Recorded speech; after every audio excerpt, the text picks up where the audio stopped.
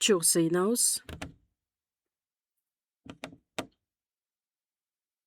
Bizді сүйген, біздің райымду иек қасымындағы Құдай ата. Біз бардығыз сізден алыстап күнөөгө батқан адамдардан элек. Бирок бардығызды өзүңүз аяп, біз сізді таанып билелик учурда. Бізді биринчиден сүйүп, бізді куткарып алышы үчүн біз жазаланып турган жазага, соттоло турган сотко Ыйса Машаяк кадалып, соттолуп, айкаш чыгачта төккөн улуу кан аркылуу биздин күнөөлөрүбүздүн баардыгын түбөлүккө кечирип, кайрадан сотко жазага келбей тургандай кылып, бизге өз ырайымыңызды тартуулагандыгыңыз үчүн ыраазыбыз. Бизге ушунчалык таң калыштуу керемет өз ырайымыңызды тартуулап, түбөлүк өмүрдү берип, жана асма падышачылыкка бара турган даңктуу үмүттү бергендигиңиз үчүн чын жүрөктөн ыраазыбыз. Ушул саатта Ыйса Машаяктын улуу каны аркылуу куткарылууга ээ болгон адамдардын баардыгы чогулуп, сиздин улуу сүйүүңүздү, ырайымыңызды даңкташ үчүн, сөз үйрөнүшүбүз үчүн жана өзүңүз чакырып алган ушул улуу баарлашууда бир болгондугуңуз үчүн ыраазыбыз. Ушул саатта биз менен чогуу экендигиңизге ишенебиз. Ошол себептен ар бир адамга көңүлүңүздү буруп, керектелүүчү өз ырайымыңыз менен ар бир адамды бекемдеп, ыйык рухтун жетеги менен күн сайын бизди күндөн күнгө жеткилен кылып, мындан аркы жашообузду бир гана сиздин эркиңизди аткарып, сизге жага турган жашоо менен жашашыбыз үчүн жардам берүүңүздү суранабыз.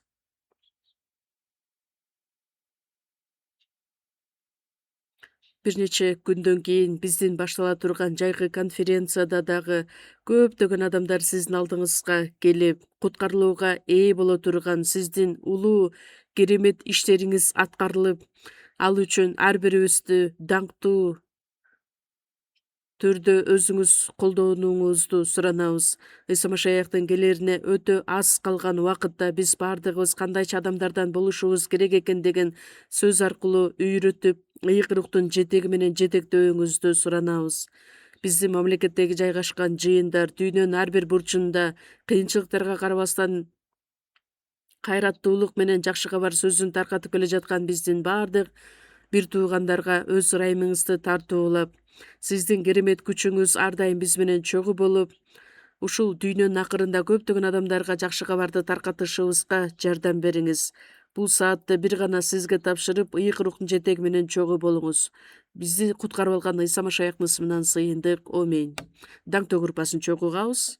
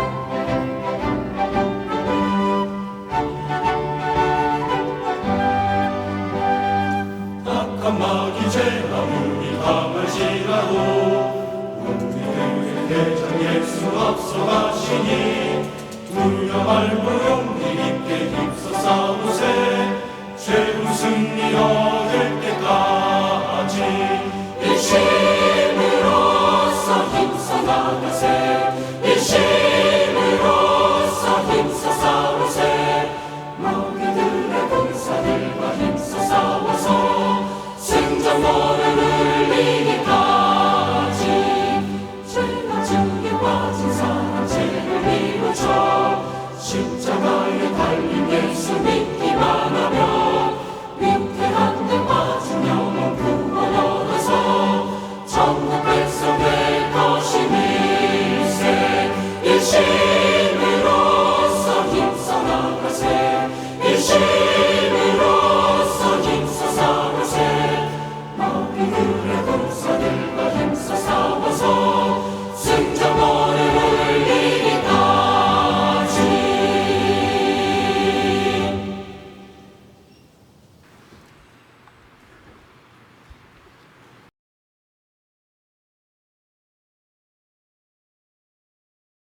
Ilk жазууну чогуу ачабыз. Марк жазган жакшы кабар 2-бөлүм. Жаңы келишим Марк жазган жакшы кабар 2-бөлүм 1-аяттан баштап 12-аятка чейин окуйбуз.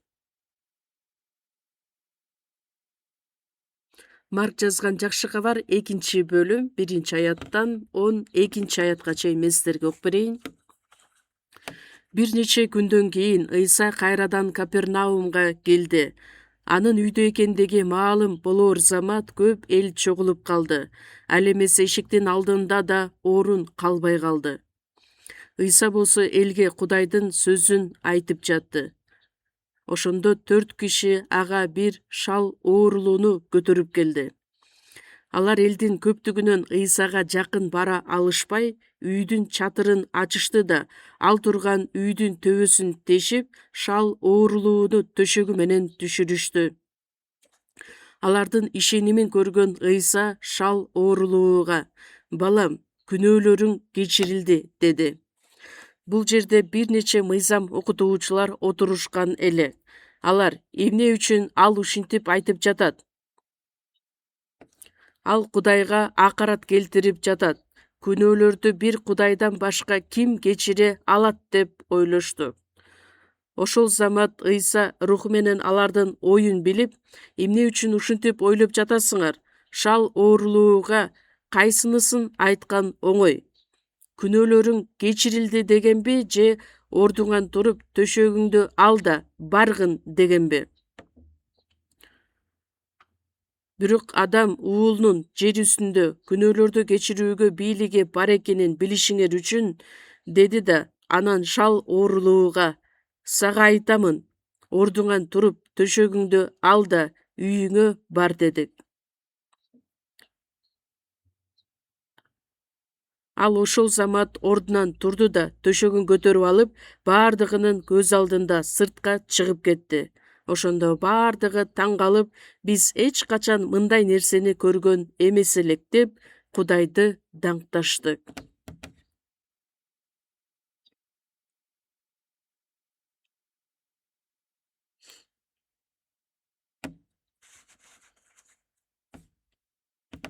Ушуга чейин жетиштүү.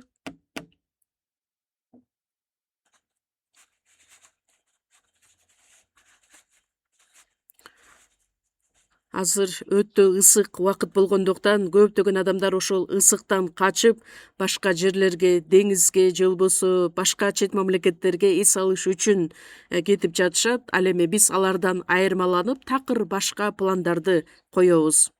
Окуучулар дагы, студенттер дагы, жумушта иштеген адамдардын баардыгы бир эс алуу убактысын жакшы мүмкүнчүлүккө пайдаланыш үчүн, адашкан адамдардын баардыгын жанын куткарып калыш үчүн дал ушул убакытта биз жайкы конференцияны өткөргөнү турабыз.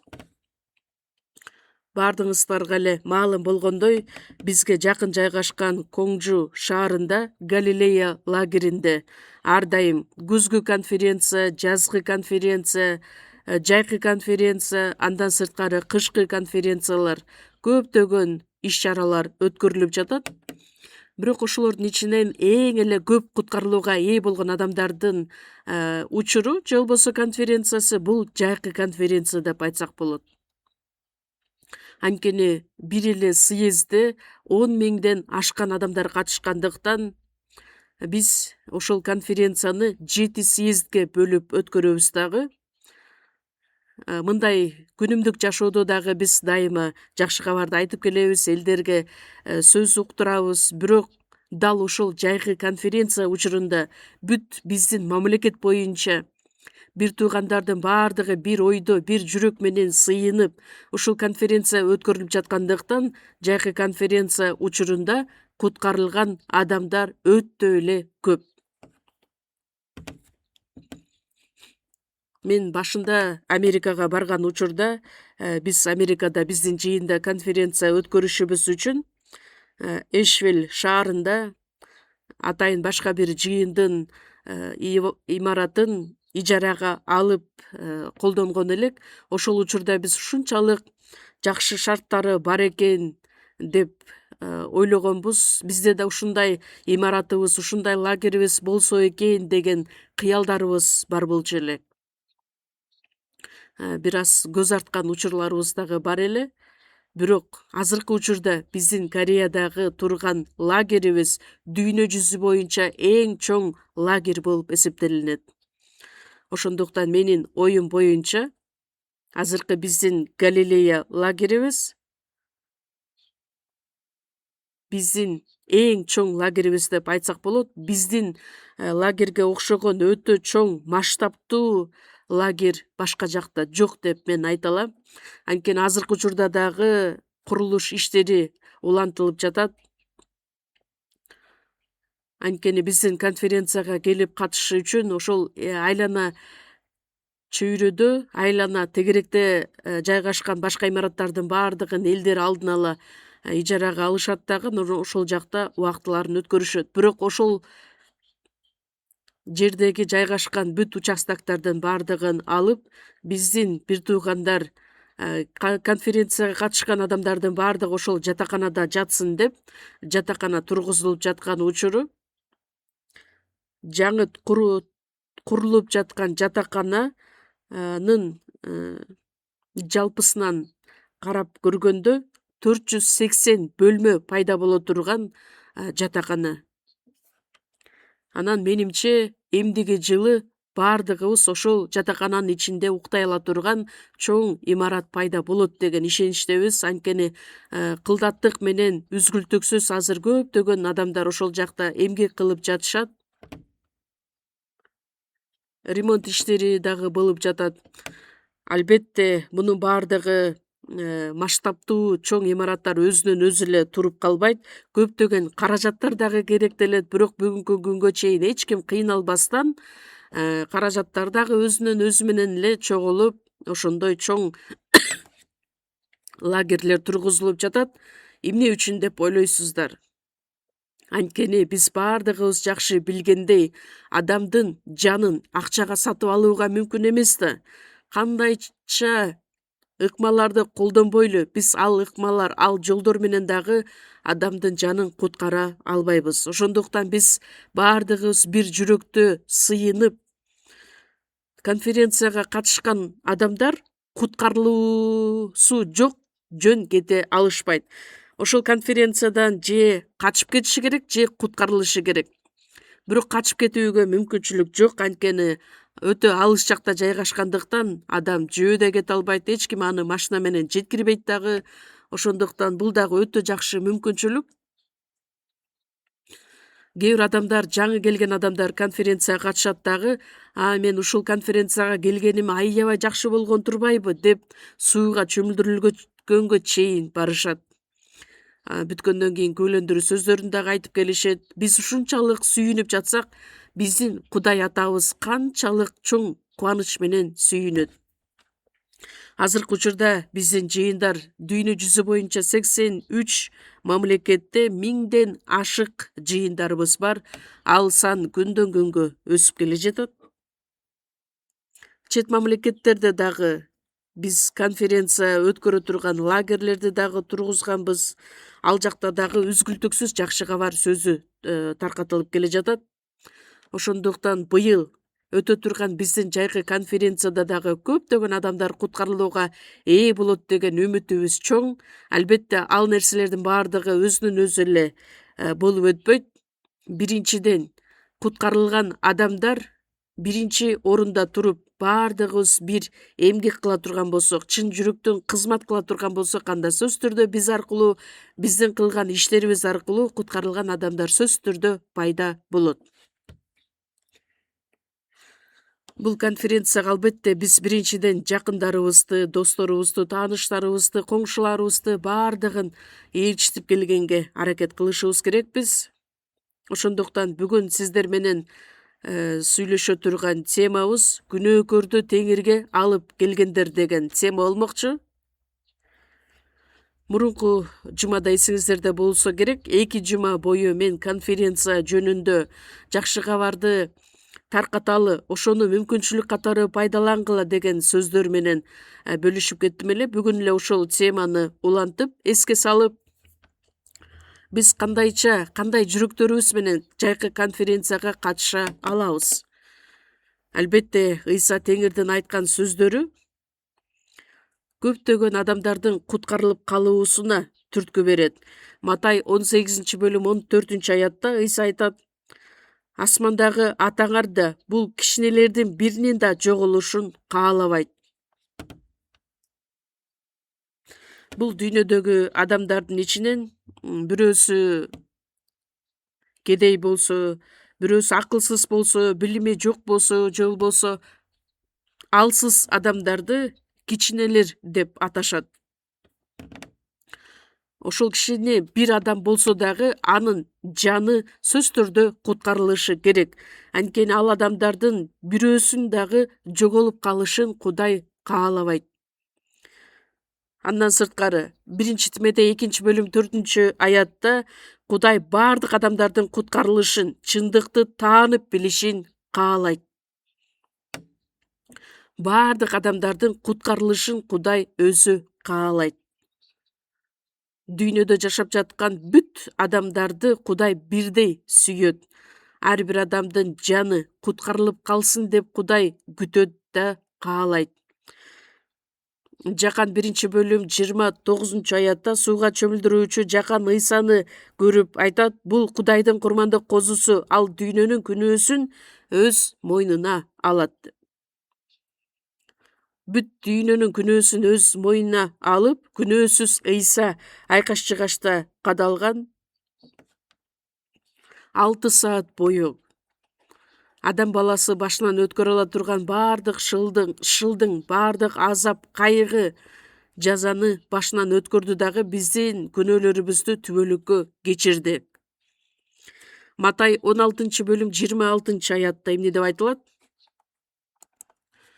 Эгерде адам баласы бүт дүйнөгө ээ болуп, бирок өзүнүн жанына зыян келтирсе, андан эмне пайда? Бир нече жыл жашай турган бул дененин жашоосун айткан жок, биздин ичибиздеги жаныбыз жөнүндө айтылат. Анткени башталыш 1-бөлүм 27-аятта айтылгандай, Кудай өз бейнеси боюнча адамды жаратты, рухий жан кылып жараткан. Өзүнүн сүйүүсүнүн түгөйү катары жараткан эле. Кудайдын баласы болуп, асма падышачылыкта түбөлүк Теңир менен бирге жашашыбыз үчүн бизди өз бейнечи боюнча, ошол максат боюнча жараткан. Анткени адам баласынын жанынын баалуулугу бул дүйнөнүн бир нерсеси менен дагы салыштырууга мүмкүн эмес. Забур 48-бөлүм 21-аятта дагы айтылат: атак даңктуу, бирок акылсыз адам өлө турган жаныбарларга эле окшош. Кудайдын бейнеси боюнча жаратылган ар бир адамдын жаны бүт дүйнөгө салыштырмалуу өтө кымбат, өтө баалуу. Ошондуктан адам баласынын жанын куткарып алыш үчүн Кудайдын жалгыз уулу курмандык козу катары бул дүйнөгө келди дагы өзүнүн жанын берди. Бирок дүйнө аны таанып билген жок. Ал эми биз сиздер менен Кудайдын керемет ырайымын кабыл алгандыктан, куткарылууга ээ болгондуктан, куткарылдык деген сөз бул кандай керемет билесиздерби? Еврейлерге жазылган кат 2-бөлүм 3-аятта ушундай улуу куткарылууну барк албай койсок, адам баласы дүйнөнү жараткан учурда сөз менен жараткан эле. Бирок күч менен, сөз менен дагы аткара албаган нерсе бар. Ал адамдын жанын куткарып алуу. Кудайдын сөзү менен да, Кудайдын күчү менен дагы аткарылууга мүмкүн эмес иш эле. Анткени Римдиктерге 6-бөлүм 23-аятта күнөө үчүн жаза өлүм деп айтылат.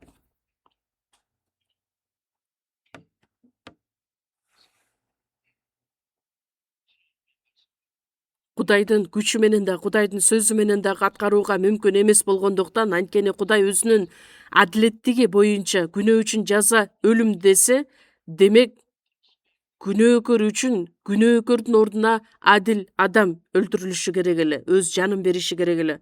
Ошондуктан Ыйса Машаяк бизге бул дүйнөгө адил катары күнөөкөрлөр үчүн келди дагы айкаш-жыгачка кадалып, өзүнүн бүт канын төгүп берди. Бул өтө эле таң калыштуу керемет иш болуп саналат.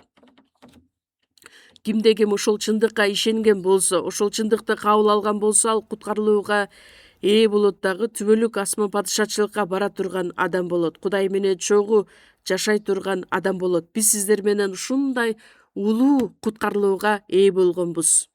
Эгерде биздин арабызда дагы да ушул улуу куткарылууга ээ боло элек болсо, анда сөзсүз түрдө биз куткарылууга ээ болушубуз керекпиз. Анткени жыйынга жөн эле келип кеткенибиз бул куткарылууга ээ болууну билдирбейт.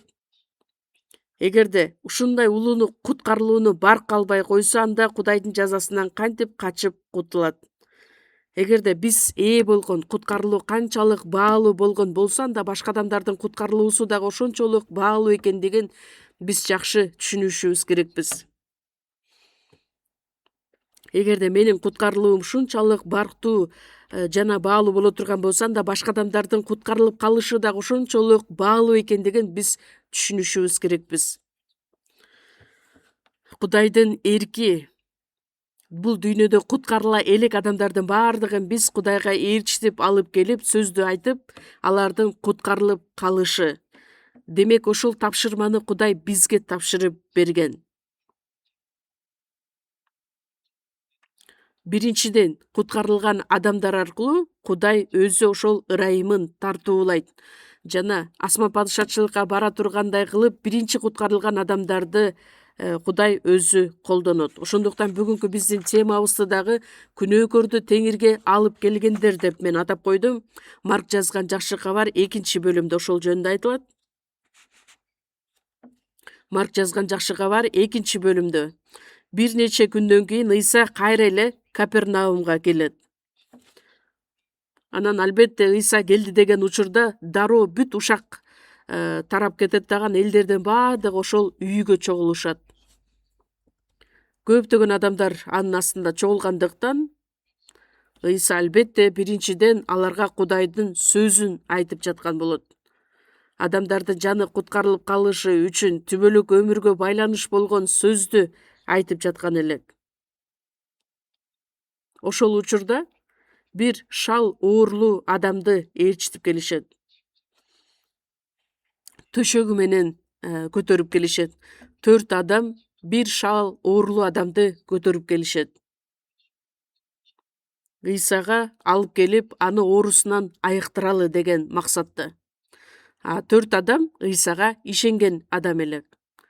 Анткени Ыйсага ишенген адам сөзсүз түрдө Ыйса айыктырат деген нерсени түшүнгөндүктөн, шал оорлуу адамды төшөгү менен көтөрүп келишет. Менимче алар алыс жактан келген окшойт. Ыйсанын асына келгенде, сөзсүз түрдө Ыйса сени ооруңдан айыктырат деген ишеним менен келишкендиктен, бирок качан алар Ыйсага жакын келген учурда, адамдар ушунчалык көп экендигин көрөт дагы, жада калса эшиктин оозуна чейин чыгып кеткенин көрүшөт. Алар эми биз Ыйсага барууга мүмкүн эмес деген нерсени түшүнгөндүктөн, 4 адам алар баш тартпастан көңүлүн чөктүрбөстөн кандай кылган күндө биз ушул шал оорулуу адамды ыйсага жеткиребиз, кандайча анын оорусунан айыктырабыз деген ойго батып, шал оорулуу деген кандай адам? Такыр кыймылы жок, төшөктө жаткан, бир дагы өз алдынча кыймылдай албай турган адам. Бул адамды кайсыл адамга салыштырсак болот, куткарылбаган адамдын жаны эч нерсе кыла албагандай. Анан тирүү жүрсө дагы бирок жаны өлүк адам сыяктуудай руханий мааниде. Эми бир нече убакыт өткөндөн кийин ал шал оорулуу адам өлүп да калышы мүмкүн эле. Бирок 4 адам аны атайын ыйсага ээрчитип көтөрүп келишет. Ыйсага барсаң, ыйса сөзсүз түрдө сени айыктырат деген ой менен. Анан келсе, ыйсага такыр жакын бара албастыгын түшүнөт дагы. Бирок алар көңүлүн чөктүрбөстөн, үмүтүн үзбөстөн эмне кылсак деп бир жакшы жолду ойлоп табышат. Жүйүттөрдүн үйүн карап көрө турган болсок, эшикте атайы үйдүн чатырына чыгала турган шатысы бар элек, тепкич. Андан кийин үйдүн чатырын сөзсүз түрдө саман менен же болбосо жыгач менен же болбосо черепица менен жаап койгон учурлары көп эле. Анан ошол шал оорулууну көтөрүп, үйдүн төбөсүн тешет дагы, чатырын ачып, атайын бир тешикче жасашат. Дал Ыйса Машаяктын отурган жерин көздөй, Ыйсанын баш жагынан өйдө жакты караганда так ошол жерден төбөсүн тешип, анан 4 адам 4 жагынан сөзсүз түрдө өтө так ошол шал оорулууну төшөгү менен түшүрүшөт. Албетте 4 адам эгерде туура багытты тандай албай турган болсо, анда ал адамды түшүрүп алышы дагы мүмкүн эле да башка жака. Ошондуктан 4 жагынан жакшылап кармап, дал ошол Ыйса отурган жерди багыттап, төшөгү менен түшүрүшөт дагы, сөзсүз түрдө Ыйса бул адамды айыктырышы керек деген ой менен. Карап көрө турган болсок, бул шал оорулуу адам өтө аянычтуу адам. Бирок 4 адам, аны көтөрүп келген 4 адам балким досторудур, же жакындары, же болбосо коңшулары. Бирок кандай болгон күндө дагы алар биринчиден Ыйсага ишенген адамдар эле. Досу болобу, жакыны болобу, алар өзүнө чоң жоопкерчиликти алып, Ыйсага көтөрүп келишти. 4 адам Ыйса Машаякка ошол шал оорулуу адамды ээрчитип келген учурда, көтөрүп келген учурда, Ыйсанын астына келет дагы төшөгү менен ылдый түшүрүшөт. Менимче, ал адамдар алыс жактан келди окшойт. Анткени алыс жактан келиш үчүн 4 жүрөгү дагы, ойлору дагы бир болушу керек. Бир максатты көздөгөн адамдар болушу керек. Бардыгы биримдикте, бир максатта Ыйса Машаякка алып келишет дагы, анан бирдей төшөгү менен түшүрүшөт. Ошол көрүнүштү биз азыр сиздер менен элестетип көрөлү. Адамдын оюна келбеген нерсе. Элестетип койсоңуздар, эми азыр үйдүн ичине кире албаса, эшикти күтүп отурат да. Андан кийин качан бизге чейин кезек келет болду экен деп чыдабаган адамдар кайрадан үйүнө кайтып кетиши дагы мүмкүн. Бирок бул 4 адам шал оорулууну кандай болгон күндө дагы биз сөзсүз түрдө Ыйсага алып келишибиз керек деген максатта. Жүйүттөр ошол чатырына көтөрүлүш үчүн атайын шаты бар элек. Анан ошол шаты менен көтөрүлүп чыгып, черепица болобу же болбосо чатырдын үстү жабылган нерсенин баардыгын акырын алып, тешик жасап, андан кийин ылдый түшүрүшкөн.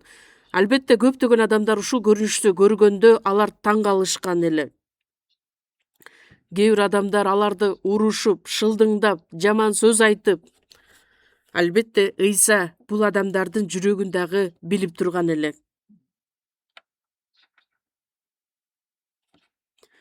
Шал оорлуу адамды төшөгү менен дал Ыйсанын астына түшүрүшөт. Марк 2-бөлүмдү карай турган болсок, 4-аятта алар элдин көптүгүнөн Ыйсага жакын бара алышпай, үйдүн чатырын ачышты да, ал турган үйдүн төбөсүн тешип, шал оорлууну төшөгү менен түшүрүштү. Алардын ишенимин көргөн Ыйса шал оорлууга: "Балам, күнөөлөрүң кечирилди" деди. Ыйса алардын ишенимин көрдү. Кимдин ишенимин? Ушул шал оорлууну гана эмес, ошол шал оорлууну көтөрүп келген 4 адамдын ишенимин көрдү. Алардын ишенимин көргөн Ыйса оорлууга: "Балам, күнөөлөрүң кечирилди" дейт.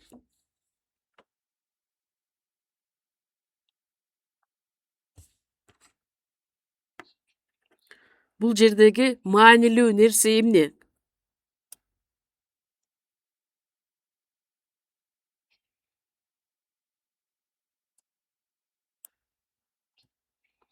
Теңир шал оорлуу адамдын каалаган нерсесин албетте билген, көргөн.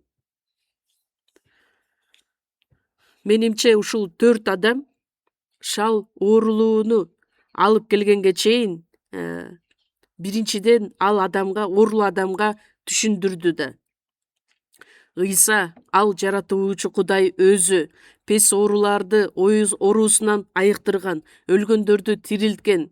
Эгерде сен ошол Ыйсага келе турган болсоң, сөзсүз түрдө ушул ооруңдан айыгасың деп ал адамга айтып, маалымат берип, анан жакшы кабарды жеткирген адамдар эле.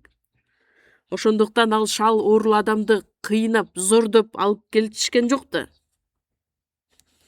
Ошондуктан ал адамга дагы ишеним биринчи жеткирип, анан шал оорлуу өзү дагы ишеними пайда болгондо, үмүтү пайда болгондо андан кийин Ыйсага келет. Ошондуктан адамдын жаны куткарылууга ээ болушу үчүн албетте анын ишеними дагы керектелет. Ыйса эмне үчүн мага керек экендигин, куткаруучу ким экендигин таанып билгенде, бул оорлуу адамдын албетте биринчиден ушул оорудан айыгуу эле.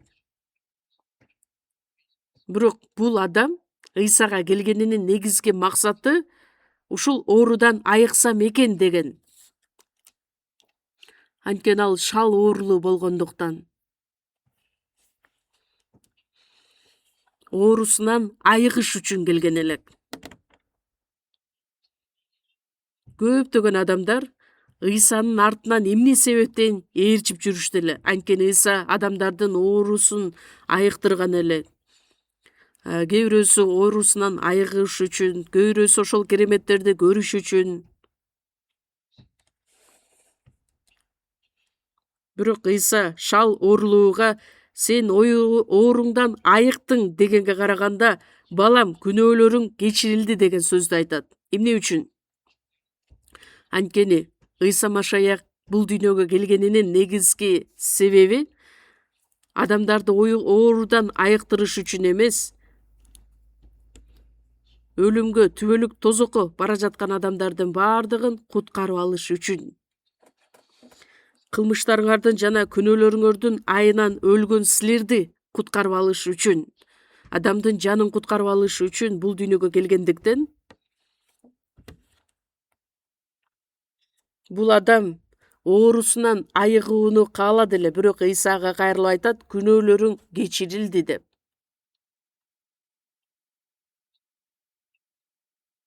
Ал адамдын оорусунан айыккандыгы албетте күнөөсү үчүн.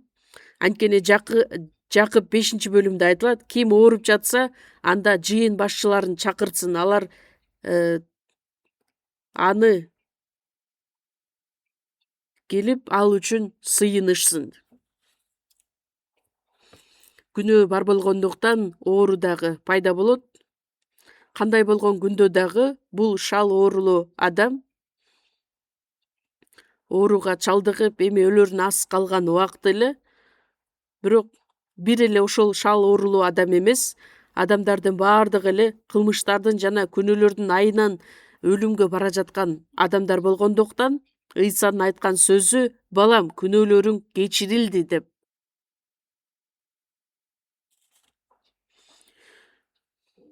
Күнөөсүнүн айынан өлүмгө дуушар болгон адамдардын баардыгы күнөөлөрү кечирилсе, анда албетте анын денесинин оорусу да айыгат. Ошол учурда бир нече мыйзам окутуучулар жана фарисейлер бар элек. Алар элди окуткан, өздөрүнүн ишеними ушунчалык жакшы деп эсептеген фарисейлер жана мыйзам окутуучулар бар элек. Алар Кудайга акарат келтирип жатат. Эмне үчүн ал ушинтип айтып жатат? Анткени күнөөнү бир гана Кудай кечирет. Кудайдан башка ким кечире алат деп өздөрүнчө сүйлөнө башташкан.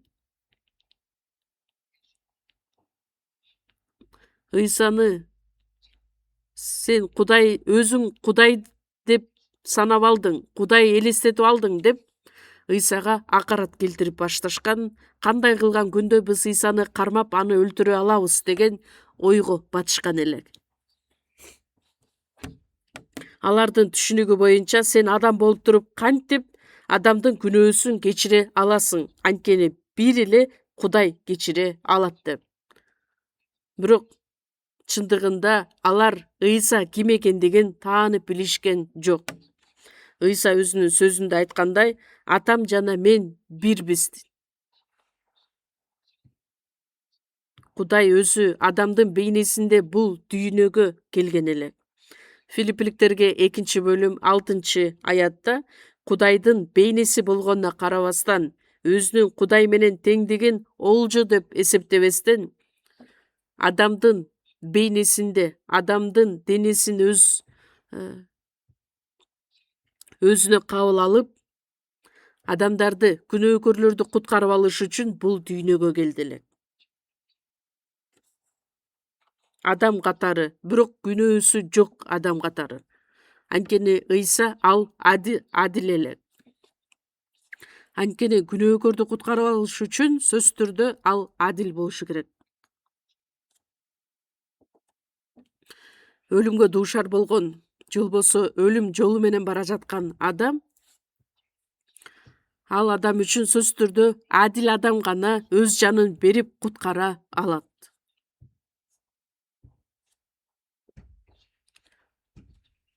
Ыйса күнөөкөрдү куткарып алыш үчүн бул дүйнөгө келген ал Машаяк. Жакан 5-бөлүмдө ал соттун бүт бийлигин уулуна берген деп айтылат. Куткаруучу эле болуп тим болбостон, ал соттоочу дагы. Ыйса Машаяк аркылуу бизге куткарылуу гана бербестен, ишенбеген адамдар үчүн ал соттоочу да болот. Бул жерден биз кайсы маанилүү мазмунду байкасак болот? Бул шал оорулуу адам өз алдынча жалгыз эч качан Ыйсага келе албайт эле. Ыйсага келгенде гана ал оорусунан айыгат, же болбосо күнөөлөрү кечирилет. Бирок шал оорулуу болгондуктан ал өз алдынча кыймылдай албайт дагы. Ошондуктан биринчиден Ыйсага ишенген адамдар, куткарылган адамдардын жардамы жок башка адам куткарылууга ээ боло албастыгын түшүнсөк болот. Азыркы учурда дагы башка адамдардын жаны куткарылып калышы үчүн сөзсүз түрдө биринчи Кудайды таанып билген адамдардын жардамы керектелет. Биздин арабызда өзүбүз билип эле куткарылып калган адамдар жок да. Бизди дагы куткарылган бирөө чакырып келгендиктен, машаякка алып келгендиктен биз дагы жыйынтыгында куткарылууга ээ болгонбуз. Алардын биз үчүн кылган эмгеги болгондуктан, курмандыгы болгондуктан сөзсүз түрдө биз куткарылууга ээ болгонбуз. Анткени адамдын жанын куткарып алыш үчүн Кудай өзү белгилеп койгон ушундай ыкма. Биз куткарылган учурда дагы өзүбүз ушунчалык акылдуу болгондуктан куткарылып калган жокпуз да. Же болбосо Кудайдын астында отуруп, сыйынып отуруп эле куткарылып калдык беле? Жок. Сөзсүз түрдө биринчи Кудайды таанып билгендер, куткарылгандардын эмгеги бар болгондуктан, алардын сыйынуусу бар болгондуктан биз дагы ошол жардамга ээ болуп, куткарылууга ээ боло алдык. Алардын кылган эмгеги да жок болсо, курмандыгы да жок болсо, анда эч качан адамдар куткарыла алышпайт.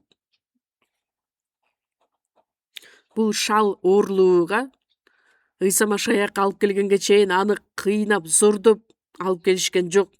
Биринчиден ага толук маалымат беришип, Ыйса жөнүндө толук сөз жеткирип, Ыйсага келе турган болсоң, анда сөзсүз түрдө баардык нерседен айыгасың. Ооруңдан да айыгасың, күнөөлөрүң дагы кечирилет дегенде ошол шал оорлууда ишеним да пайда болгон, андан кийин үмүт да пайда болгон. Биз сиздер менен башка адамдарга жакшы кабар сөзүн айтканда аларды кыйнап, зордоп жыйынга алып келип отургузуп кое албайбыз да. Ошондуктан жыйынга келгенге чейин ал адамга бир аз маалымат берип, Ыйса ким экендигин, биз кандайча аянычтуу күнөөкөр болуп калгандыгыбызды, эмне үчүн Ыйса бизге керек экендигин, куткарылууга ээ болушубуз үчүн кандай жолдор, ыкмалар бар экендигин бир аз болсо дагы түшүндүрүп жеткирип, ал адамда ишеним пайда болгондон кийин анан алып келсек оңоюраак болот. Бул шал оорлуу адам дагы өзүнө сөз айткан адамдардын сөзүнө кулак төшөп, Ыйса күнөөкөрлөрдү куткарып алыш үчүн бул дүйнөгө келгендиктен, Ыйса ал адамга айтат: "Балам, күнөөлөрүң кечирилди" деп. Адам баласынын жаны куткарылышы үчүн сөзсүз түрдө биринчиден куткарылган адамдардын жардамы керектелет. Анткени куткарылган адамдар аркылуу башка адамдар куткарылууга ээ боло алышат. Филиппиликтерге жазылган катта 1-бөлүм 5-6 аятта силер биринчи күндөн тартып азыркы күнгө чейин жакшы кабар таратуу ишинде бизге кызматташ болуп келе жатасыңар. Ыйса Машаяктын күнүнө чейин, аягына чейин ушул ишенимиңерде бекем болгула. Ар бирибиздин куткарылууга ээ болгон күнүбүз бар. Ошол куткарылган күндөн тарта куткарылган бир туугандар менен бир мамилелешүүдө, бир баарлашууда болуп келебиз. Куткарылгандан кийин биздин дагы айлана чөйрөбүздө куткарылган адамдар бар болгондуктан алар менен бир баарлашууда боло алабыз. Анткени баардыгыбыздын бир атабыз бар, Кудай атабыз, жана бир максатта, бир үмүт менен жашаган адамдарбыз. Ыйыкталган адамдар менен биргеликте бир мамилелешүүдө болгон адамдарбыз. Анткени силердин ичиңерде жакшы иштерди баштаган Кудай.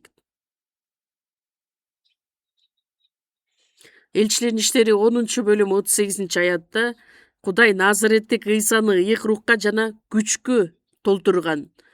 Ал элди аралап, жакшы иштерди жасап, Кудай аны менен бирге болчу. Кудай Назареттик Ыйсаны ыйык рухка жана күчкө толтурган. Ал баардык адамдарды, элдерди аралап, жакшы иштерди жасаган. Кандай жакшы иштерди жасаган? Оорлуу адамдарды айыктырган. Денеге байланыш болгон жакшы иштерди гана аткарбастан, эң эле жакшы иш бул тозокко бара жаткан адамдардын жанын куткарып калуу. Ошол жакшы иштерди жасап, шайтандын бийлиги астында кыйналып жүргөндөрдүн баардыгын айыктырган. Кудайдын күчү Ыйса Машаякта гана болбостон биринчи күндөн тартып азыркы күнгө чейин бир баарлашууга, бир мамилелешүүгө чакырылган адамдардын ичинде дагы ошол күч бар. Биз аркылуу башка адамдардын жаны куткарылууга ээ боло алышат. Куткарылган адамдын бул дүйнөдө аткара турган иши кандай иш? Эң маанилүү иш бул куткарыла элек адамдарды Кудайга ээрчитип алып келүү. Ошол бизге берилген улуу тапшырма.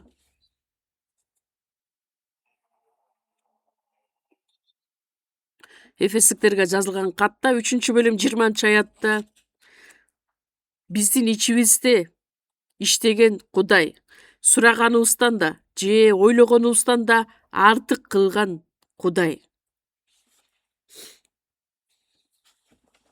Кудай биздин ичибизде өзүнүн күчү менен аракеттенип баардык нерсени аткарат. Сураганыбыздан да ойлогон нерсебизден да артык кыла ала турган Кудай.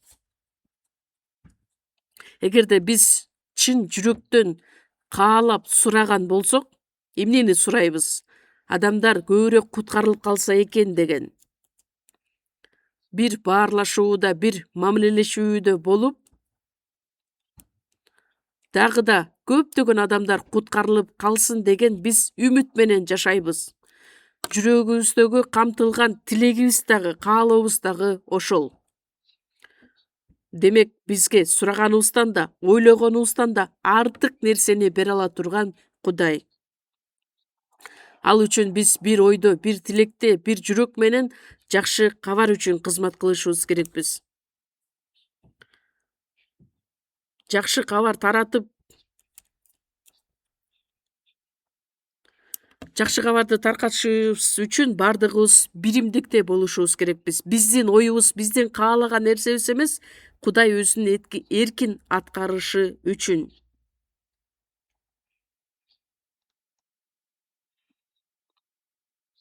Куткарылган адамдар аркылуу Кудай өз ишин аткарат, иш жүзүндө. Мисалы үчүн жөн эле күндүн нуру менен эч нерсе күйгүзүүгө мүмкүн эмес.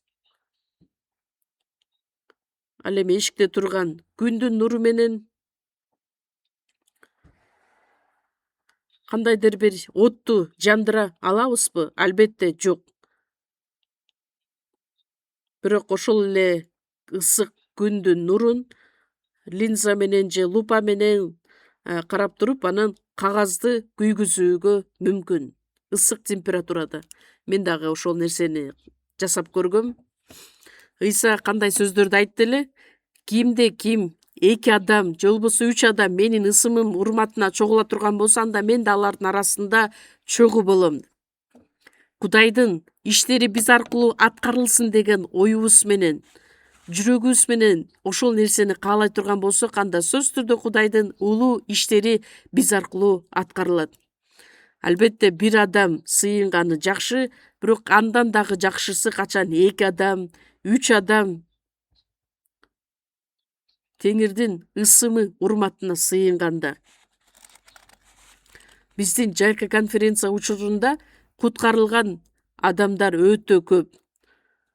Биз куткарылган адамдар ошол жайкы мезгилде деңизге эс алыш үчүн, же болбосо чет мамлекетке саякатка чыгыш үчүн пландабайбыз.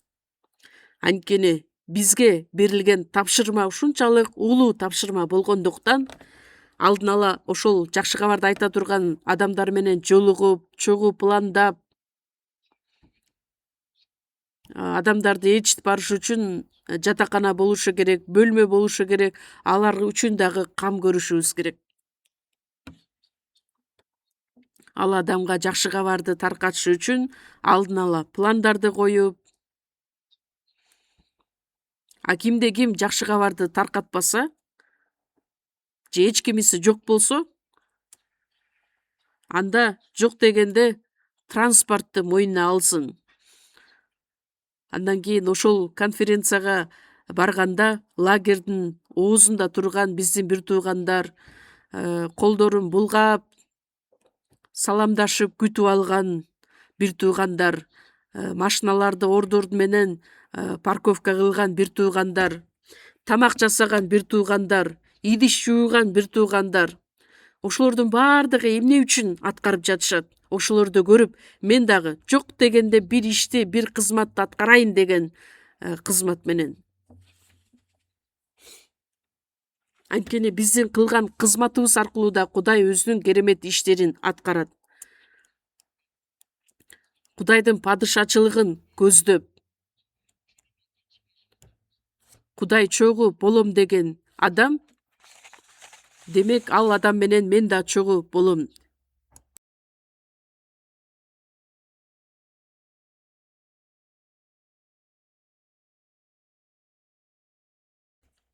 Ошондуктан сиздер менен биргеликте жайкы конференция учурунда миңдеген адамдар баардыгыбыз бир ой менен, бир тилек менен, бир сыйынуу менен кызмат кылгандыктан сөзсүз түрдө адамдар куткарылууга ээ болуп жатышат. Менимче конференцияга башынан баштап аягына чейин катышып отуруп, адам куткарыла албайт деп мен айта албайм.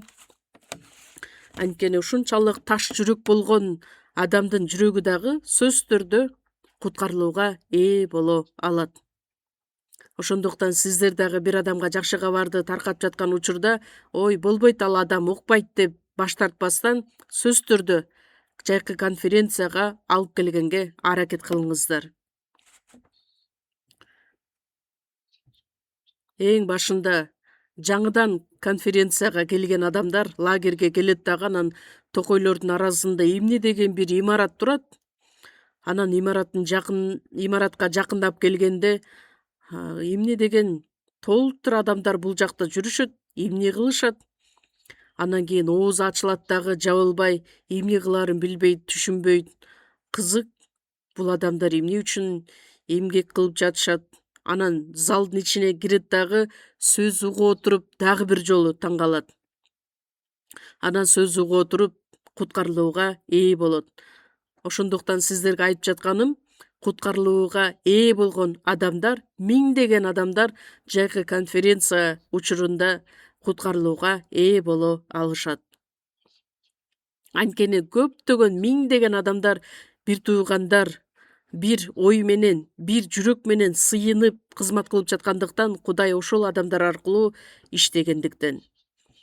Накы сөздөр 24 бөлүм 11 аятта өлүмгө кыйылгандарды куткар, өлүмгө өкүм кылынгандарды куткаруудан баш тартасыңбы?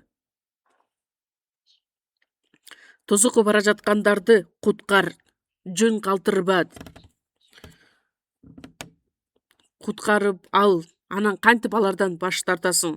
Сен айтасың, буну билген эмеспиз деп. Бирок жүрөктү сыноочу ал билбейт бекен? Кантип билбей калат деп ойлойбуз. Эгерде адам бүгүн өлө турган болсо, анда ал тозокко барат. Анан ал адамды кантип биз ал адамды мага эч кандай тиешеси жок деп айта алабыз? Биз бир аз эле аракет кылып кое турган болсок, ал адам балким куткарылып да калаттыр. Бирок ал адам үчүн мен кызмат кылуудан баш тартсам, өз аракетимди жумшабасам, анан өзүмдүн убактымды аяп, каражатымды аяп кое турган болсом, ал адам куткарылбаса, тозокко бара жаткандыгын көрүп туруп, кантип жөн карап отура аласың? Ал күнөө болот. Жакып 4 бөлүм 17 аятта ким жакшылык кылуу керек экендигин билип туруп жакшылык кылбаса, анда эмне болот? Күнөө кылган болот. Жакшылык кылуу бул тозокко бара жаткан адамдардын жанын куткарып кылуу. Мындан артык жакшы иш жок. Анткени Ыйсаны ыйык рухка жана күчкө толтургандан кийин ал баардык элди аралап жакшы иштерди жасаган эле. Шайтандын бийлик астындагы жүргөн адамдардын баардыгын айыктырган эле.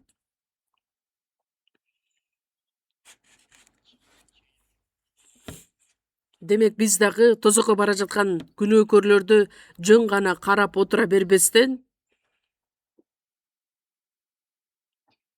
бул адамга кандайча мен жакшы кабар сөзүн айта алам деп сыйынып, ага карата пландарды коюп, мисалы үчүн биз бир жерден өтүп бара жаткан болсок, анан ал бир адам анга түшүп бара жатканын көрүп, биз эмне кылышыбыз керекпиз? Бул адам эми бир аздан кийин өлүп кала турбайбы деп кыя өтүп кетсек болобу? Эгерде анга түшүп өлүп бара жаткан адам боло турган болсо, колдон келген аракетибизди жумшап, балким ошол жака чогуу секирип, ал адамды куткарып калабызбы же башка адамдарды жардамга чакырабызбы? Кандай болгон күндө дагы аны куткарып калганга аракет кылышыбыз керекпиз да. Анан жок, мен азыр убактым жок эле деп анын жанынан кантип кыя өтүп кетебиз? Анткени кыя өтүп кеткен адам ал ошол күнөөкөрдүн шериктеши болуп калат. 1-Корунтуктар 9-бөлүм 16-аятта эгерде жакшы кабар таратпасам, мага кайгы. Жакшы кабар таратпаган нерсе бул күнөө экендигин айтат. Ким жакшылык кылыш керек экендигин билип туруп кылбаса, ал күнөө кылган болот.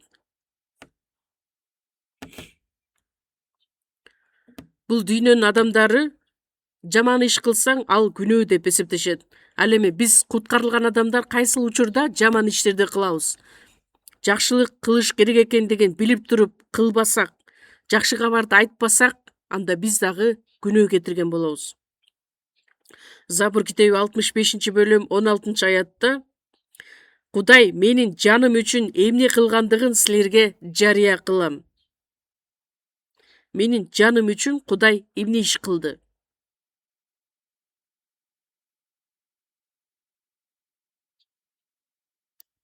Жакшы кабарды таркаткан адамдар түбөлүк өмүргө алып келилген адамдар.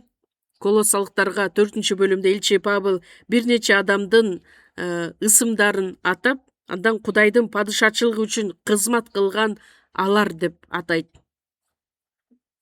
Куткарылган адамдар биз кандай адамдарбыз? Бул дүйнөдө жашайбыз, бирок Кудайдын падышачылыгы үчүн кызмат кылган адамдарбыз. Биз денеде жашайбыз, бирок денебиз үчүн эмес, руханий жашоо үчүн жашайбыз. Биз убакытка байланып жашайбыз, бирок ошол убакытты түбөлүк өмүр үчүн жумшап жашайбыз. Көзгө көрүнбөгөн түбөлүк даңктуу асман падышачылыгы үчүн жашап жатабыз. Кудайдын падышачылыгы үчүн бир кызмат аткара турган адамдарбыз. Биздин конференция учурда биздин пасторлор гана эмес, пасторлор албетте сөз айтышат, адамдар менен баарлашышат, сүйлөшүшөт. Бирок андан сырткары ашканада кызмат кылган биздин бир туугандар, уктабастан элдин коопсуздугу үчүн кайтарып жаткан бир туугандар, машиналарды ирети менен коюп жаткан адамдар. Билесиздерби, конференция учурда автоунаалардын саны канчага жетет?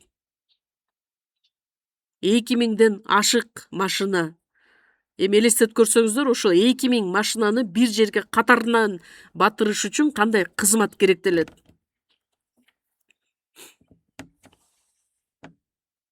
Эгерде ал кызмат кылган адамдар жок болсо, анда кандай башаламандык жаралат? Бирок ошол баардык бир туугандар бир Кудайдын падышачылыгы үчүн өзүнүн даңкын көздөп кызмат кылып жаткан бир туугандар. Мен дагы сөзсүз түрдө ошол жака катышайын, кызмат кылайын деген жүрөктөрү менен. Жакан 4-бөлүмдө Ыйса Самария шаарына барган учурда, суусаган учурда, чарчаган учурунда бир аз эс алыш үчүн отуруп калат дагы, анан суу алыш үчүн күнөөкөр аял, самариялык аял ошол жерге келет. Адамдар кудукка суу алыш үчүн эртең мененки учурда же болбосо кечки убакытта келчү эле. Анткени күндүз өтө ысык болгондуктан. Бирок бул күнөөкөр самариялык аял элдер жок учурда күндүз ысык түш маалда келчү эле. Эч ким жокто суу алыш үчүн келем деп отуруп, анан Ыйсага жолугуп калат. суу сураганда самариялык аял өзүң жүйүт болуп туруп менден самариялык аялдан суу сурайсыңбы дейт. Самариялык адамдар жүйүттөрдү өзүнүн душманы катары көрүшчү эле. Самариялык адамдар, самариялыктар жүйүттөр менен башка адамдардын ортосунан чыккан калк эл эле. Ошондуктан самариялыктар жүйүттөрдү өзүнүн душманы катары көрчү эле. Анан өтүп бара жатып, жүйүт самариялык аялдан суу сурап жатса, суу берип койсо болот, анан каяктагы көйгөйдү жаратып, эмне үчүн самариялык аялдан менден суу сурап жатасың деп эч бир адамды ойлогон ою дагы жок. Ыйса ошондо ал адамга кайрылып айтат: мен берген суудан ичкен адам түбөлүк суусабайт. Эгерде менин ким экенимди билген болсоң,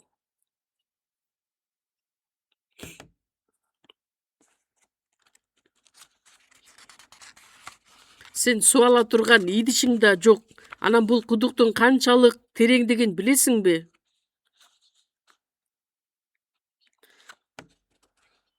Ыйса ошол учурда аялга кайрылып айтат: мен берген суудан ичкен адам түбөлүк суусабайт.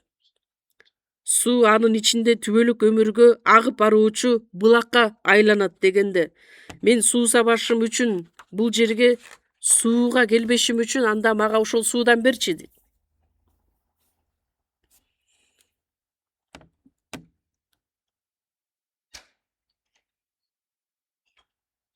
Ошондой суу барбы? Ошондой суу бар болсо анда мага берчи, мен кайрадан ушул сууга келе бербейин, түбөлүккө суусабай калайын дегенде. Бир жолу ошол сууну ичип түбөлүккө суусабай калсам, анда кандай керемет болот? Ошондо Ыйса айтат: бар дагы күйөөңдү ээрчитип кел дейт.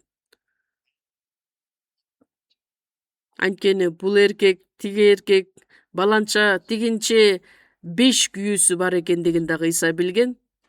Азыркы учурдагы күйөөң дагы сенин күйөөң эмес.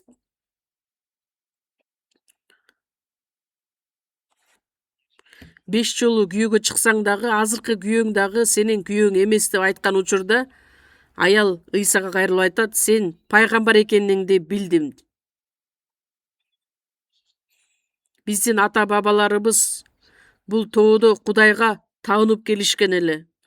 Силер болсо Кудайга табынуушу жай Иерусалимде болуш керек деп айтып келесиңер. Кимиси туура дегенде, мага ишен. Анткени бул тоонун үстүндө да, Иерусалимде дагы эмес, атага табынбай турган убакыт келет. Анткени Кудай рух, ага табынуучулар рух менен чындык боюнча табынуулары керек. Ошондо аял ушунчалык таң калат дагы.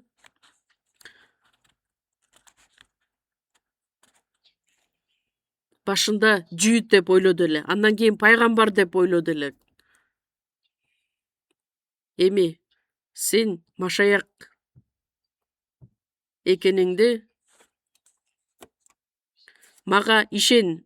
Бул тоонун үстүндө да, Иерусалимде да атага табынбай турган убакыт келет деп айткан учурда, Машаяк келгенде ушулардын баардыгын бизге айтып берет, үйрөтөт деп билебиз.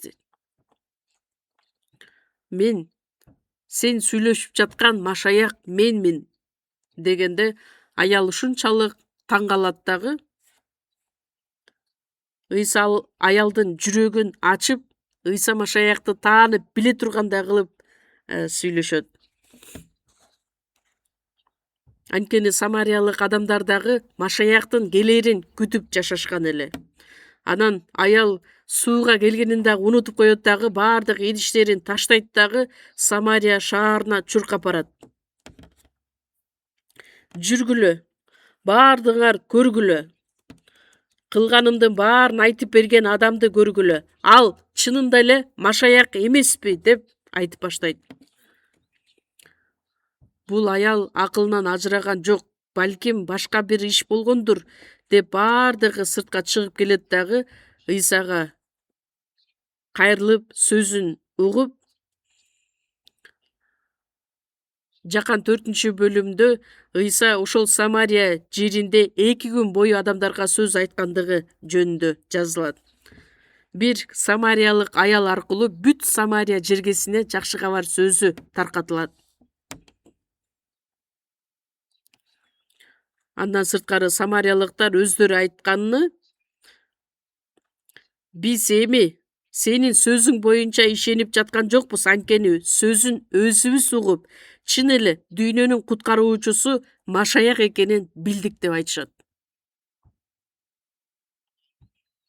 Машаякты таанып, билип, ишендик. Демек, ошол сөздө канчалык күч бар экендиги көрүнөт. Чынында эле ал куткаруучу, чынында эле ал Машаяк экенин билдик. Ошондуктан бул күнөөсү көп адам аял аркылуу жакшы кабар сөзү бүт элге таркатылды. Биз дагы биринчиден куткарылууга ээ болгондуктан биз ишенген ушул чындыкты башка адамдарга жеткиришибиз керекпиз. Анткени Ыйса самариялык аялга балам, сенин күнөөлөрүң кечирилди деп айткандай эле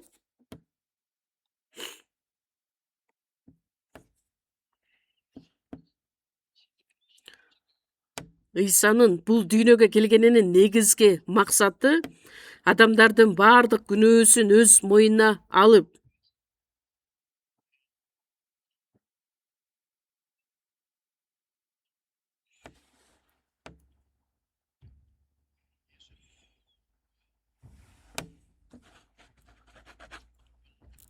шал оорулуу адамга аянычтуу адам экенин көрүп, сенин күнөөлөрүң кечирилди деген эң маанилүү сөзүн айтат жана ошол эле учурда эң маанилүү көйгөйүн чечип берет. Ошол учурда фарисейлер жана мыйзам окутуучулар Кудай адамдын күнөөсүн кечирет, анан кантип адам күнөөнү кечирмегеле сен Кудайга акарат келтирип жатасың деп ага сөз тийгизишет. Адамдын күнөөсү кечирилиши үчүн эмне болушу керек? Лебилер 17-бөлүм 11-аятта дененин жаны каны. Ал канды курмандык чалынуучу жайга дайындаган, анткени ал кан жанды тазартат. Лебилер 17-бөлүм 11-аятта.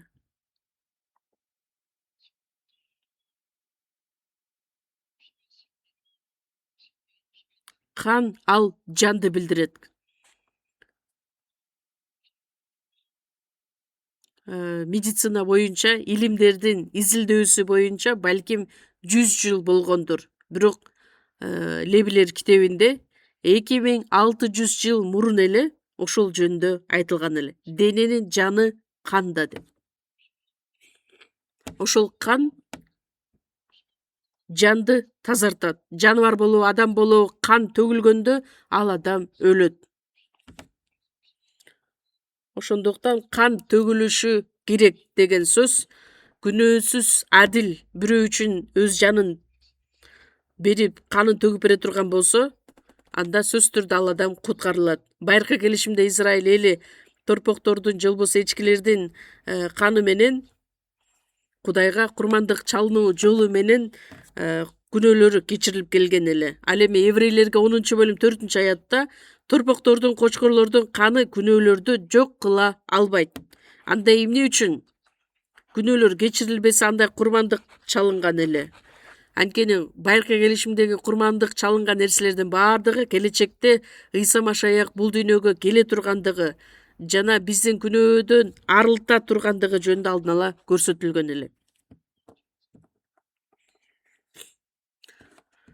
Бизди кымбат баалуу кан аркылуу куткарылып алгандыгын билесиңер. Бул жашоодогу жок болуп кеткен күмүш менен дагы, алтын менен дагы эмес, таза козунун, Машаяктын кымбат каны аркылуу. Еврейлерге 9-бөлүм 22-аятта кан төгүлмөйүнчө күнөө кечирилбейт. Еврейлерге 9:22-де бир гана kan менен күнөө кечирилет. Ыйса бир курмандык козу катары өзүнүн жанын берип, бизди баардык күнөөдөн арылткан. 1-Жакан 3-бөлүм 5-аятта ал бизди күнөөлөрдөн арылтыш үчүн келген жана анда эч кандай күнөө болбогон. Ыйсанын бул дүйнөгө келген негизги максаты күнөөдөн арылтыш үчүн. Ал биз үчүн өзүнүн жанын берип өлүп берди.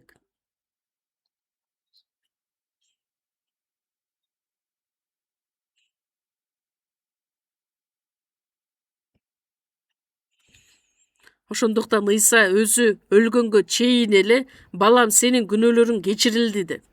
Айкаш чыгачка кадалган учурда сенин күнөөлөрүң дагы кечирилет деген сөз менен айтат.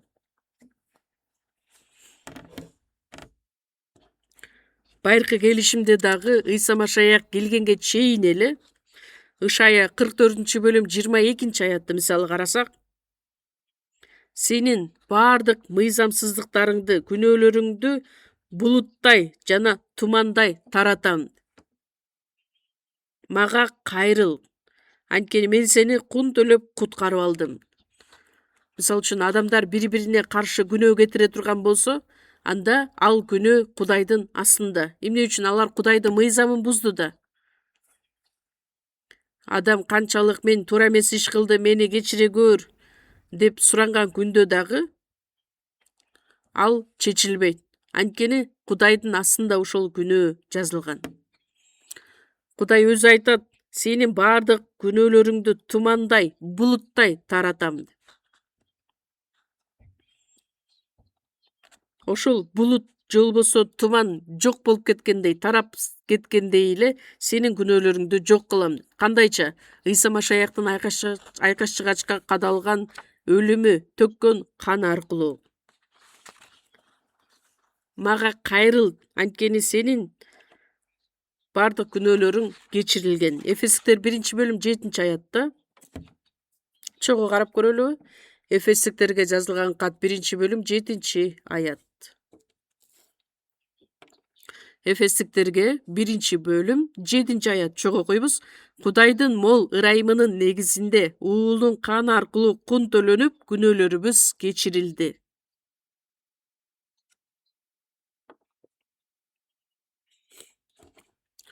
Ырайымдын негизинде уулунун каны аркылуу күнөөлөрүбүз кечирилди. Кун төлөп куткарып алуу демек биз үчүн төгүлдү. Ыйсанын каны төгүлдү. Жыйынтыгында биздин күнөөлөрүбүз түбөлүккө кечирилди.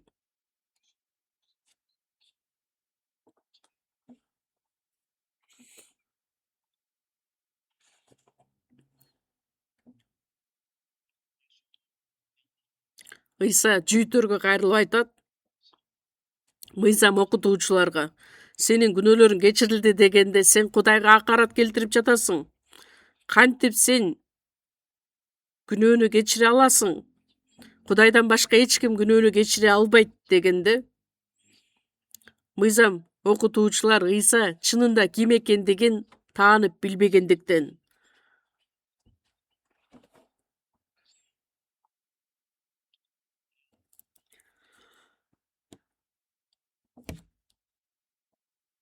Ошол учурда Жакан 10-бөлүм 30-аятта мен жана атам бирбиз деп айтат.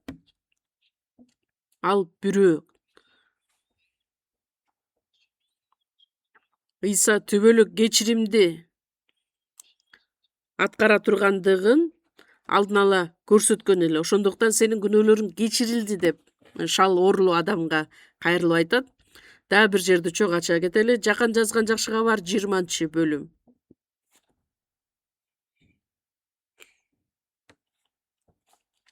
Жакан 20-бөлүм 21-аят. Жакан 20-бөлүм 21-аят.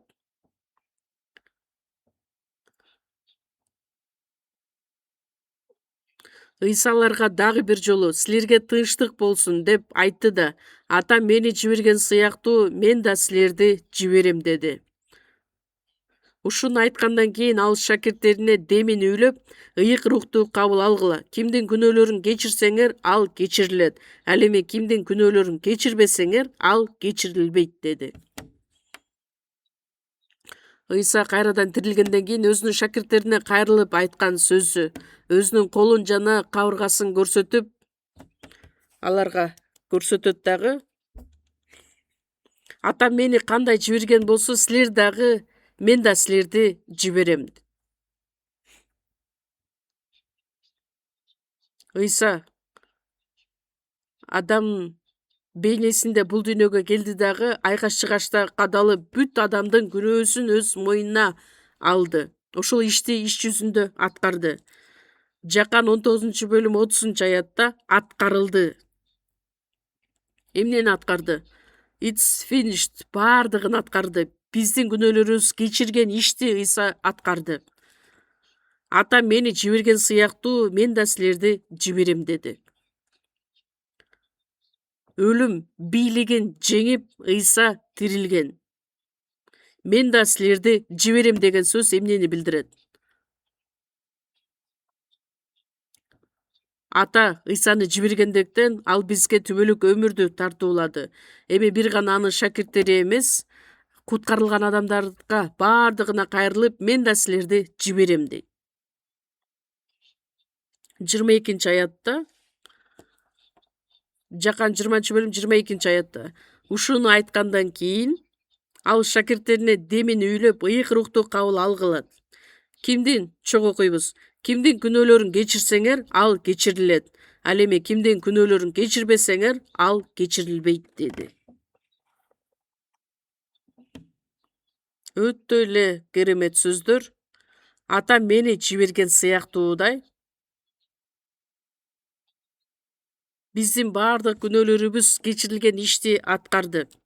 Эми силерди да жиберем деген сөз ошол жакшы кабарды жеткириш үчүн башка адамдарга силерди жиберем.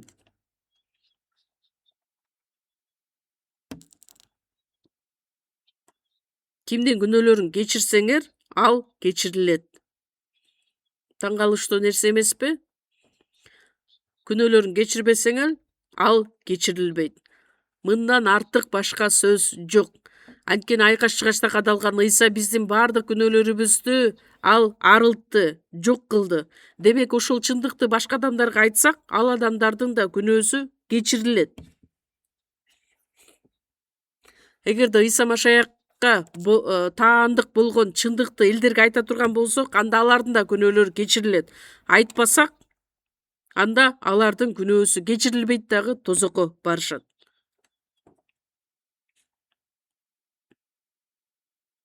Билесиздерби, биз ушунчалык маанилүү иштерди аткарабыз. Анткени айкаш-чыгашта кадалган түбөлүк кечирим сөздү айткыла деп бизге тапшырып берген. Жакшы кабарды биз элдерге айта турган болсок, жар сала турган болсок, анда адамдар кайрылып келет дагы куткарылууга ээ болушат. Эгерде айтпай койсок, анда алар ошол бойдон тозокко кетишет. Римдиктерге 10-бөлүм 14-аяттан баштап айтылат. Эгерде ага ишенбей туруп кантип чакырышат? Жакшы кабарды таратуучулар жок болсо кантип угушат? Таркатыш үчүн жиберилишпесе кантип таратышат? Адамдар эч нерсени билбей, түшүнбөй отуруу эле анан тозокко кетип калышы мүмкүн.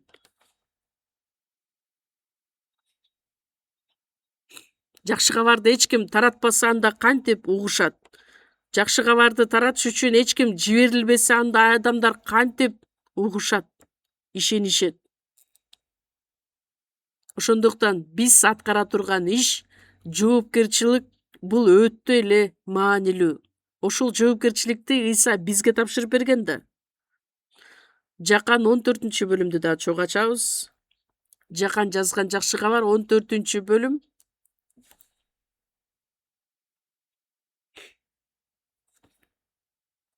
Жакан 14-бөлүм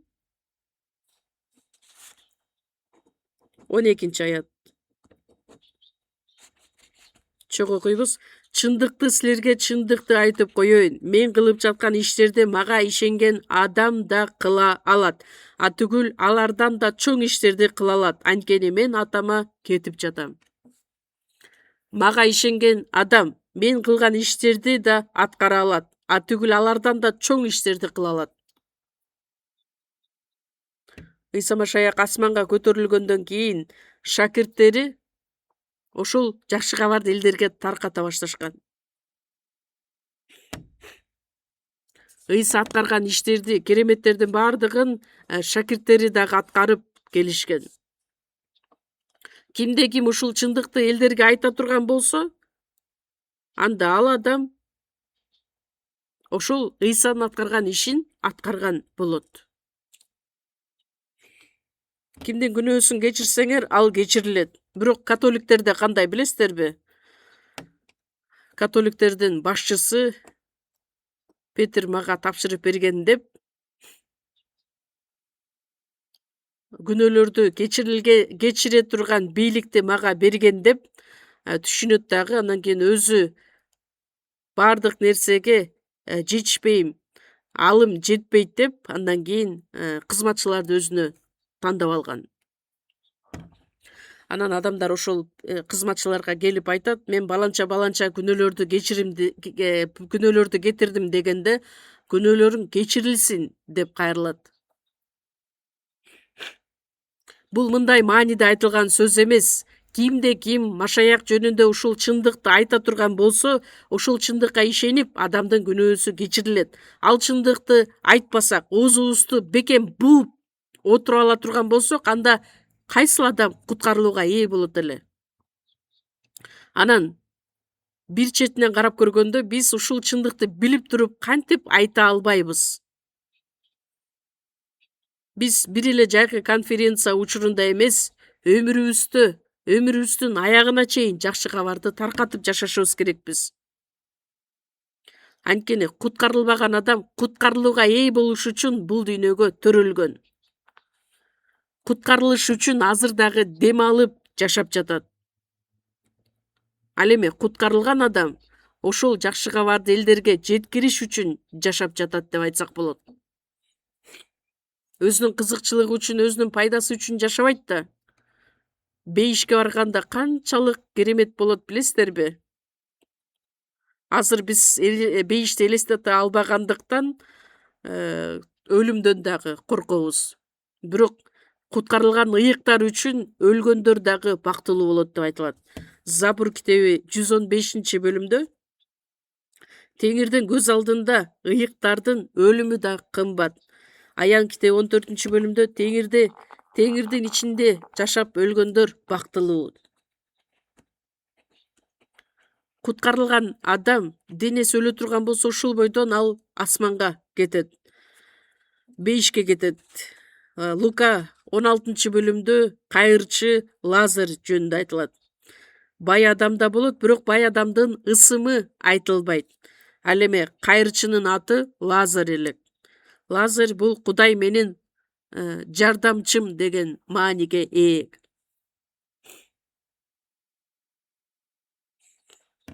Кайырчы өлгөндөн кийин ал периштелердин кучагына алынып түбөлүк бейишке кетет. Ыйыктар өлгөн учурда дароо периштелер келип кучагына алып Кудайга алып кетишет. Өзүңүздөр билгендей эле биздин Сеул борбордук жыйынында бизге таанымал болгон бир диаконубуз бар эле. Ал бир университетте профессор болуп иштеген адам эле. Мен убагында Парижге барган учурумда ошол биздин диаконго телефон чалдым эле.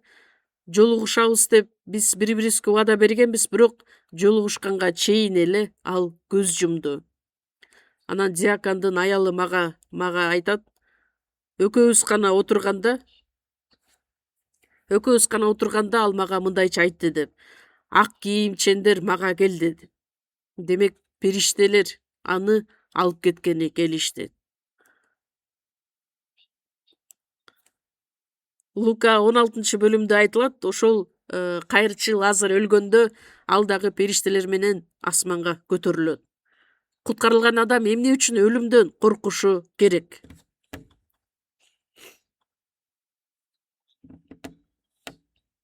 Биз бул дүйнөдө жашап жатканыбыздын негизги максаты өзүбүздүн кызыкчылыгыбызды же болбосо өзүбүздүн пайдабыз үчүн жашабастан Ыйсанын бизге тапшырып берген улуу тапшырманы жана анын бизге берген ошол буйругун аткарышыбыз үчүн. Адамдар айтышат, мен жакшы кабар айтпасам башкалар деле айта берет деп. Албетте айта беришет.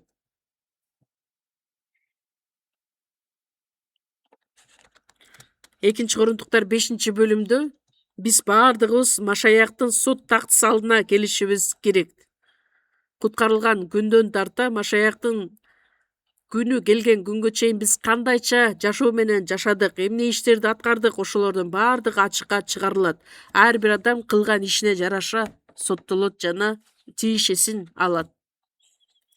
1 Корунтуктар 4-бөлүмдө ар бир адамга Ыйса Машаяк келген учурда даңк келет. Даңк эле келбестен ашкерелөө да келет. Жаман, жалкоо, кул деген. Ошондуктан бизге берилген убакытты биз туура пайдаланып, жакшы кабарды таркатканга жумшашыбыз керекпиз. Күтүлбөгөн жерден Ыйса келип калышы мүмкүн, ошондуктан биз жакшы кабарды тарката тургандагы убактыбыз өтө аз экендигин билишибиз керекпиз. Биз куткарылган күндөн тарта кандайча жашоо менен жашадык, ошонун баардыгы ачыкка чыгарылат, көрүнөт. Сен эмне кылып келдиң десе, курсагымды тойгузуп келдим деп Теңирге жооп беребизби?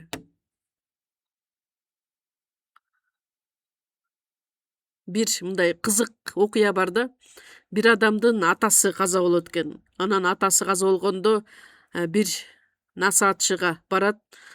Атамдын мүрзөсүнө эстелик ташына эмне деп жазып койсом дегенде, атаңыз эмне иш кылчу эле дегенде, өзгөчө деле иш кылган эмес. Жакшы ичип, жакшы жеп, анан каза болду. Тиги насаатчы айтат экен, бир нече күндөн кийин мага кайра кел деп.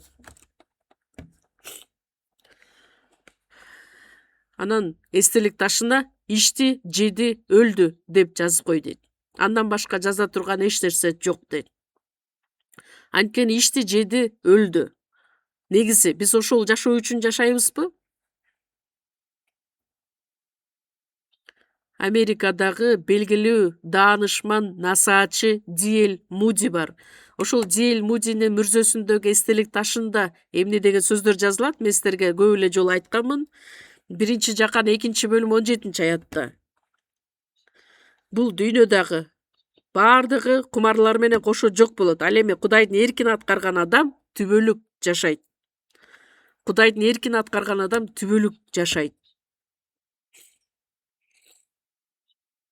Кудайдын эрки эмне анда? Биз эң эле чоң эрки Жакан 6-бөлүм 40-аятта айтылгандай, ким мага ишенген болсо,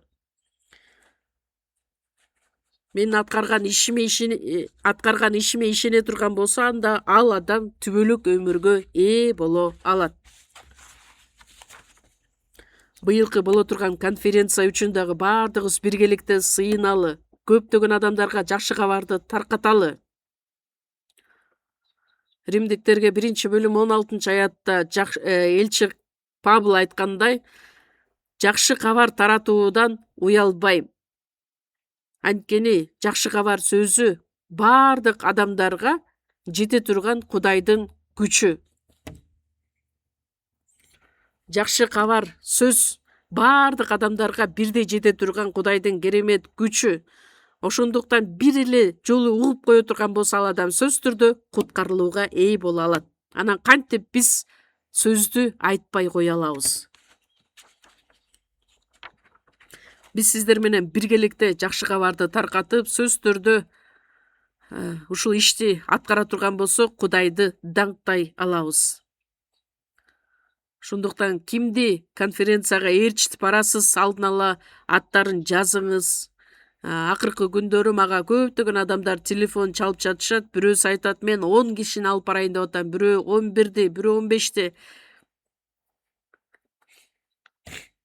Анткени биздин конференция бир нече съездге бөлүнгөндүктөн ал адамдар бир эле съездге катышпастан жакшы кабар таркатыш үчүн аягына чейин катышкан адамдар да бар. Ошондуктан биз биргеликте сыйына турган болсок, сөзсүз түрдө Кудайдын улуу керемет иштери аткарылат. Ошондуктан сиздерге ийгилик каалап кетем, чогуу сыйынабыз. Биздин ырайымдуу Кудай Ата,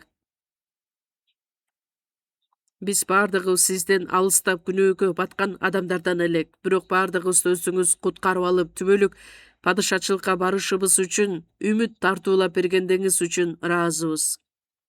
Ушул куткарылууга ээ болгон адамдар, биз куткарыла элек адамдарга кайраттуулук менен сиздин керемет күчүңүздү жеткирип, жакшы кабарды айтышыбыз үчүн баардык мүмкүнчүлүктөрдү түзүп бериңиз. Келе жаткан жайкы конференцияда көптөгөн адамдарга жакшы кабарды жеткирип, сиздин улуу иштериңиз биз аркылуу аткарылышына жардам берүүңүздү суранабыз. Сиз биз аркылуу аткарууну каалаган баардык эркиңиз, баардык иштери биз аркылуу аткарылышын каалайбыз. Биздин куткаруучу Иса Машаяктын ысымынан сыйындык. Аминь.